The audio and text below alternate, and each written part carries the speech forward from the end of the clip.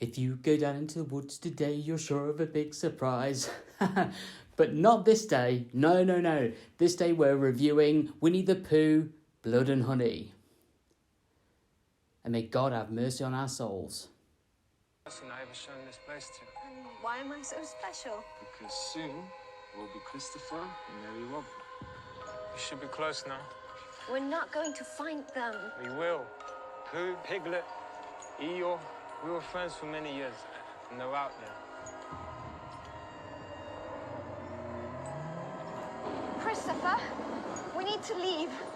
Now. I really need to find out what's happening, okay?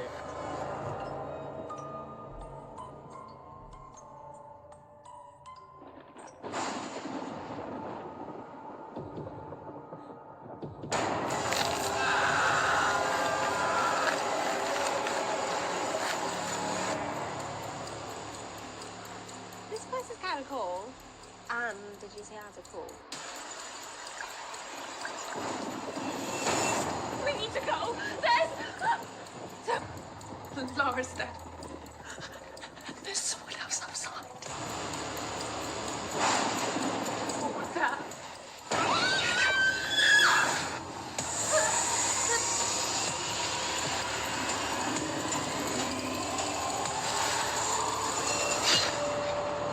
We used to be friends. Why are you doing this, please?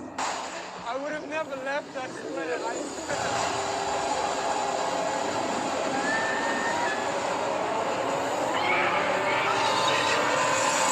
Hey everyone, and welcome to this edition of a late night screen review. This week we're looking at the much talked about, I guess, amateur film release of Winnie the Pooh, Blood and Honey.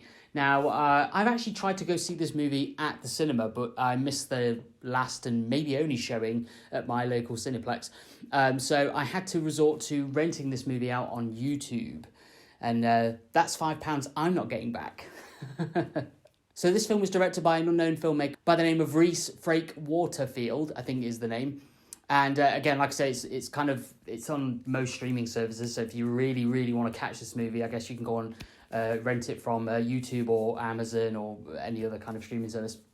Well, what is this film about? Well, it tells the age-old classic tale, we've all seen it, folks, of Winnie the Pooh, Christopher Robin and all his little woodland friends as they are friends. As a little boy, he grows up with these cute little woodland critters and you know, feeds them and looks after them and then goes out and plays with them in the woods. And then he grows up. The old age story. He grows up and he goes away to college and becomes a doctor and then decides to bring his girlfriend back to show him his woodland creatures. Are they just imaginary friends from his childhood or were they real? Spoilers, they were real. And they didn't take too kindly for Christopher Robin going off on his own into the real world and leaving them alone. In fact, they took it so badly that they decided to become mass murdering monster creatures. And that's the plot of the whole film. So what did I think of this movie? Well, I mean, ultimately, with a kind of low-budget film like this, it's a horror movie, unquestionably. Obviously, a film that was literally just rushed together and made because the license must have slipped along the way at some point and they managed to sneak a little cheeky film in there. It takes the premise that should be silly, should be stupid, should be schlocky and fun, an adult version of Winnie the Pooh, but with a horror twist. And instead of making just a very silly, daft kind of parody of that and kind of running with the premise, this film decides instead to make a very low-budget, badly acted, badly lit, very cynical version of that story, which is really a shame because in a certain small way, I was actually looking forward to this movie. I thought it might just be a bit of fun. It's incredibly cynical and incredibly mean-spirited movie. The acting is very subpar. A couple of actors here and there are okay. The cinematography is terrible. It's so dark in some places that you can't even tell what's happening. It doesn't. The kind of filmmakers don't stick with their original conceit really, because you know you could do loads of little things with this and make it quite fun. As I say, make the deaths quite interesting and silly and daft. The film Stitches comes to mind. That kind of comedy horror film about a killer clown.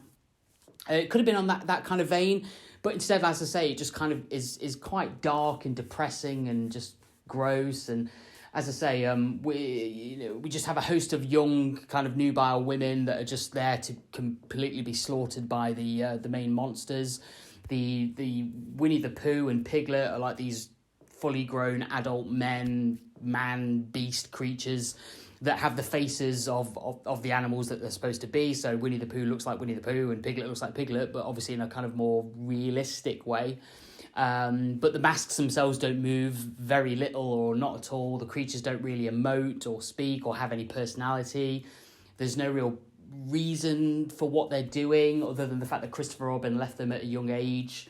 So now they've become murderers, and they just brutalize these women just like any kind of, knife wielding kind of serial killer would. The deaths are very uninventive. They're just kind of mean, and we kind of hold on shots for prolonged periods of time. Really, the only real reason being, I suppose, is to just kind of pad out the runtime.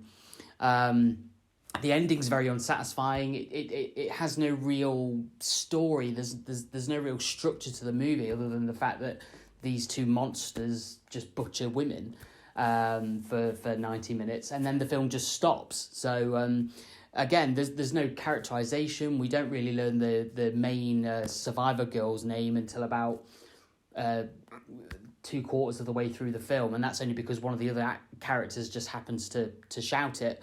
And I say characters, and there really isn't any, I'm afraid, folks. It's just a kind of, they're just people on screen. There's no real characters. And all this good stuff, like there was so much you could do here, and the filmmakers just decided to make a very substandard kind of slasher movie that, again, doesn't really go anywhere. And as I say, there's not even much of an ending. It just stops.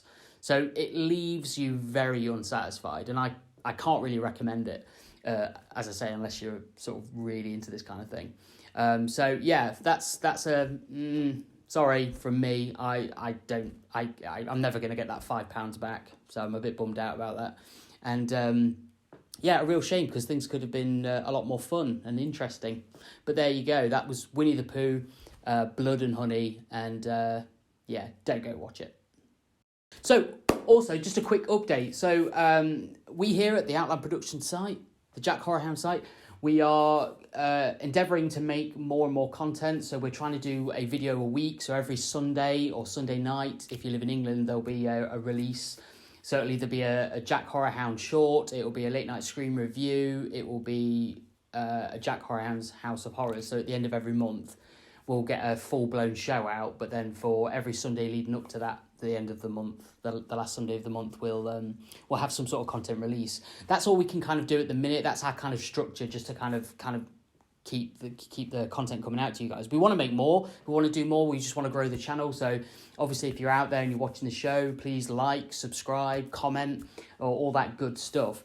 I'm moving house over the next couple of months, so the videos might be a little light on the ground for the months of April, for this month, and then maybe into May, depending on how things go. But obviously, once I'm settled back in my new location, I will get the studio up and running again. And again, we'll just keep trying to get more and more content out to you. We want to grow this channel.